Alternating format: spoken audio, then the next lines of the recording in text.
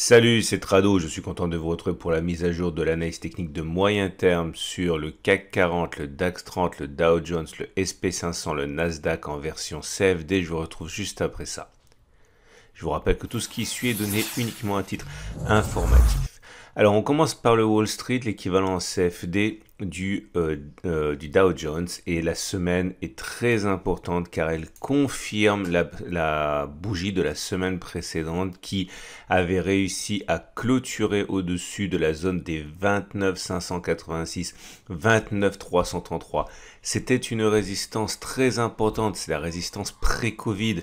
On pouvait voir des tentatives la semaine du 9 novembre, la semaine du 16 novembre, tentatives qui ont été conclues par un échec puisqu'on clôturait en dessous de cette résistance. Finalement, la résistance a été cassée la semaine dernière, le 23 novembre, et j'alertais sur la possibilité toujours d'avoir une fausse cassure, et c'est fini puisque nous avons une bougie de confirmation ici qui réduit significativement les chances pour qu'il s'agisse d'une fausse cassure. Donc l'inversion de polarité a lieu, ce n'est plus une résistance, c'est un support hebdomadaire à 29 586, 29 333.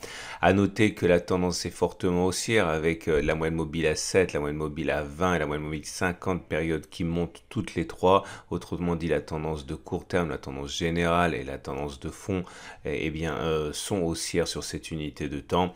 Dans ces conditions, il vaut mieux envisager que l'on monte plutôt que l'on ne monte plus, et nous avons un prochain challenge ici qui est la confrontation avec le haut de ce canal qui a été créé récemment et qui est avec une pente très fortement ascendante, qui est fuyant.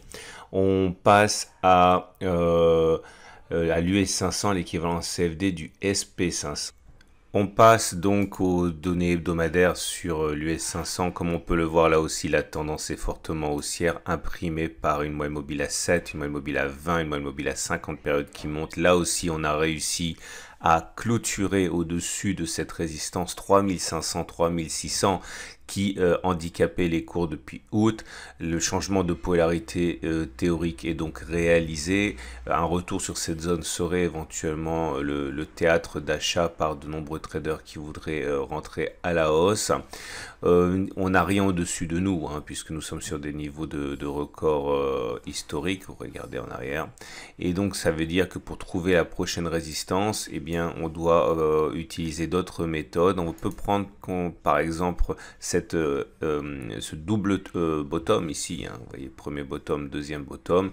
La ligne d'eau constitue la limite de la figure, et donc par exemple considérer que la règle est de prendre la distance la profondeur du double top que l'on reporte au-dessus du point de cassure de la figure de la ligne d'eau, si vous voulez. Ça nous donne au moins un objectif à 3800 pour l'objectif. On a également une bougie très intéressante car elle est pleine de force, pleine de vigueur. Non seulement elle est verte, mais on termine sur les plus hauts de la semaine, ce qui montre les bonnes dispositions pour la suite.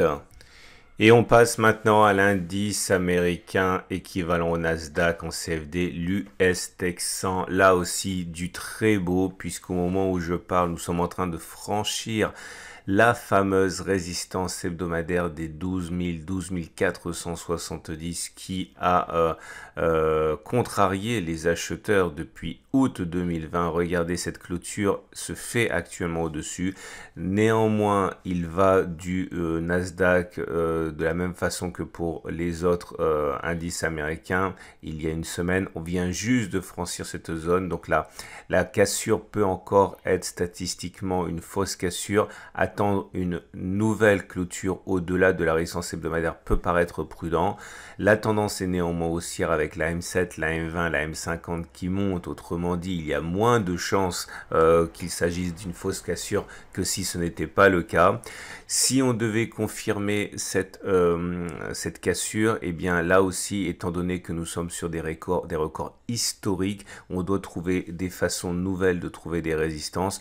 Pourquoi ne pas considérer que nous étions dans un triangle ainsi?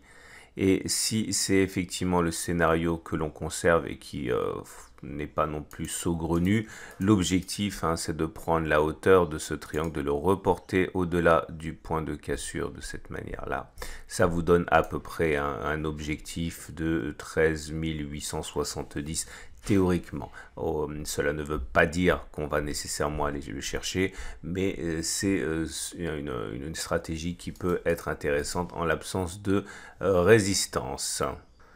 On fait un détour du côté du Volatility Index pour constater que c'est la solution et l'option la plus probable qui s'est mise en place, celle que l'on mentionnait il y a 2 semaines, avec la cassure de ce support de volatilité. La volatilité, c'est comme tout, on peut tracer des graphes. C'était une résistance, ça a été cassé, ça a changé de polarité, c'est devenu support. On a rebondi dessus avec des augmentations de volatilité qui ont accompagné des baisses du marché, et on se met dans une situation comme on en a connu en 2019, comme on a connu en novembre plus récemment.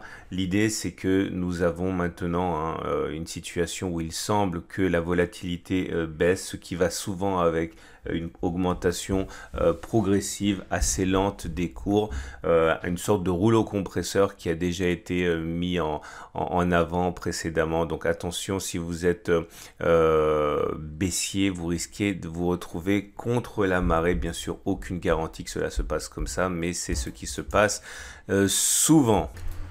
On passe à présent du côté de l'Allemagne 30, l'équivalent CFD du DAX, et comme on peut voir, là aussi, confirmation de la cassure de la résistance hebdomadaire des 12 913 170.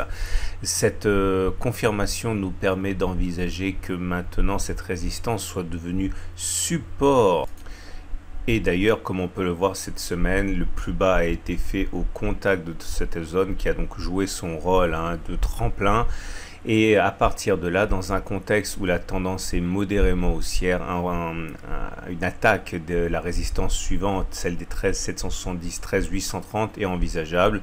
Ça correspond au sommet Covid et enfin pré-Covid. D'ailleurs, la tendance n'est pas si haussière que ça. La tendance de fond est neutre. On est la moyenne mobile à 50 semaines est plate. La moyenne mobile à 7 semaines, la moyenne mobile à 20 semaines sont toutes les deux ascendantes. Donc la tendance générale et la tendance haussière et la tendance de court terme sont haussières, mais la M7 est toujours en dessous de la M20. Il faudrait, comme pour les indices américains, pour se mettre dans de bonnes dispositions, que la M7 repasse au-dessus de la M20. Mais pour l'instant, encore une fois, ce sont des bonnes nouvelles qui accompagnent l'analyse du DAX version CFD. On termine avec le France 40 équivalent CFD du CAC 40. Et pour l'indice parisien, là aussi, c'est une semaine qui est plutôt favorable puisqu'elle confirme la tendance, on va dire. La M7 continue de monter, la M20 monte.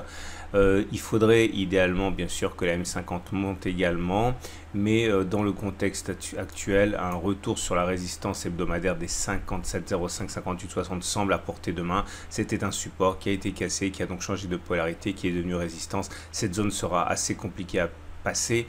En théorie, on verra ce que cela va donner. Mais en tout cas, une semaine plutôt agréable au regard aussi de la mèche basse, puisqu'on voit qu'on a terminé beaucoup plus haut que les plus bas de la semaine.